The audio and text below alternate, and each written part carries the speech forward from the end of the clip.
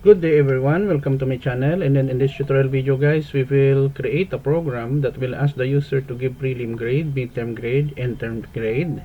And then our program will compute the final grade of the student using C++ programming language. Before we start, I would like to say thank you so much to all my viewers, supporters, and subscribers in my channel.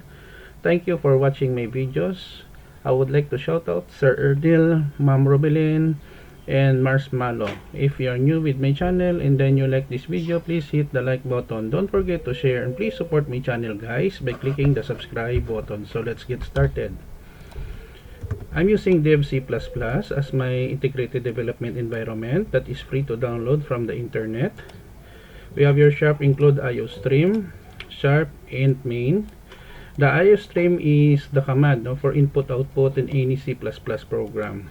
Int main, it is a function that is being executed by our C++ compiler and then terminated. So float prelim underscore grade, midterm underscore grade, float in term underscore grade, and final underscore grade. Cd out new line, the title of our program, student final grade in C++. Cd out to \n new line, and then this portion of our code, we are asking the user to give prelim grade will be stored in our variable prelim underscore grade. Give the student midterm grade will be stored in our variable midterm underscore grade. And then lastly, give the student end-term grade.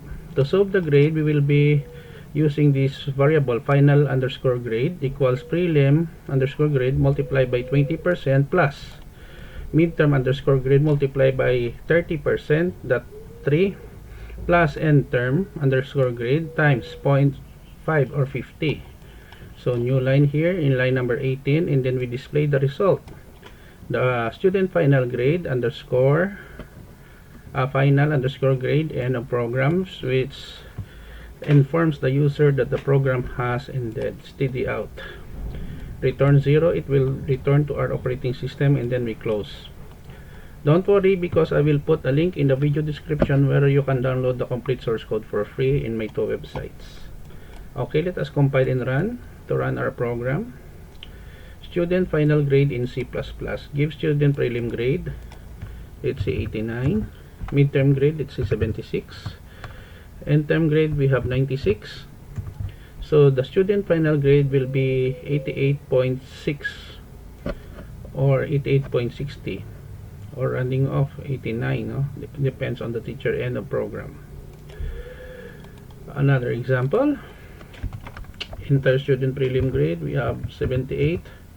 Midterm, we have 85. End term, we have 92. So the student final grade will be 87.1 or 0.10 and a program.